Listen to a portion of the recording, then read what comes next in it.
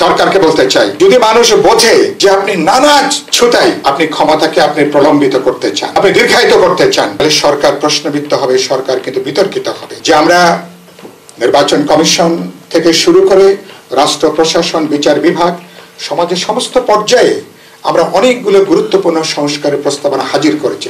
5ই আগস্টের পরে না, 5ই আগস্টের পরে হয়তো এখন যারা সংস্কারের কথা বলছেন অনেকের ঘুম ভেঙেছে 5ই আগস্টের পরে।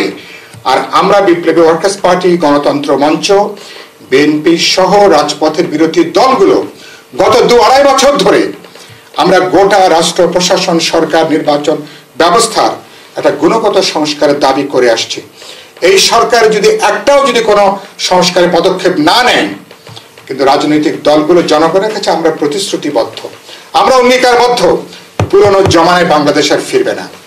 পুরনো যে ব্যবস্থা একটা দলকে কর্তৃত্ববাদী করে, একটা ব্যক্তিকে চূড়ান্ত ফ্যাসিবাদী স্বৈরশাসকে পরিণত করে, তাহলে সেই গোটা রাষ্ট্র প্রশাসন, সরকার ব্যবস্থা একটা আমূল গণতান্ত্রিক সংস্কার দরকার। সুতরাং এগুলো আমাদের পাবলিক কমিটমেন্ট। বাছাই করা আলু আর স্পাইসি সিজনিং এ প্রাণ পোটাটা চিপস নাকি বিস্কিট খেয়ে বুঝে নাও।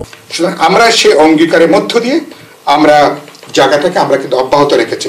সরকারকে বলতে চাই, প্রয়োজনীয় সময়টা নেন, আলাপ আলোচনা করেন, কথা বলেন। ফেব্রুয়ারি মাসের মধ্যে আপনাদের জাতীয় ঐক্যমত কমিশন যেটা করেছেন, জানুয়ারি 15 তারিখের মধ্যে কমিশন যদি তার রিপোর্টগুলো দিয়ে দেয়, জানুয়ারির মধ্যে আপনারা আপনার হোমওয়ার্কগুলো শেষ করেন, ফেব্রুয়ারির মধ্যে রাজনৈতিক দলগুলোর সাথে আলাপ আলোচনা করে যেসব ব্যাপারে আমাদের মতৈক্য আছে, বোঝাপড়া আছে, সেসব ব্যাপারগুলো নিয়ে আমরা সিদ্ধান্ত গ্রহণ করতে পারি।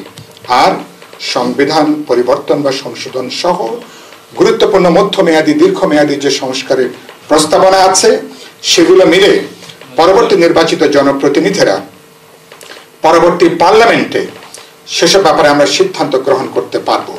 সরকারকে বলতে চাই, যদি মানুষ বোঝে যে আপনি নানা ছুতাই আপনি ক্ষমতাকে আপনি প্রলম্বিত করতে চান, আপনি দীর্ঘায়িত করতে চান, তাহলে সরকার প্রশ্নবিদ্ধ হবে, সরকার কিন্তু বিতর্কিত হবে।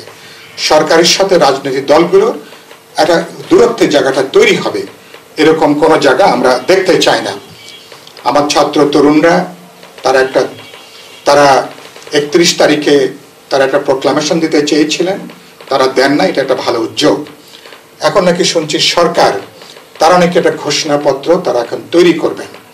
কিন্তু আমাদের দিক থেকে কথাটা খুব পরিষ্কার যে যদি কোনো ঘোষণাপত্র তৈরি করতে চান ভালো কথা, কিন্তু সেখানে রাজনৈতিক দল সহ গুরুত্বপূর্ণ সমস্ত অংশীজন সবার সাথে আলাপ আলোচনা করে, মত বিনিময় করে, বোঝাপড়া করে, ঐক্যমতের জায়গাটা তৈরি করে এই ঘোষণাপত্র তৈরি করা দরকার।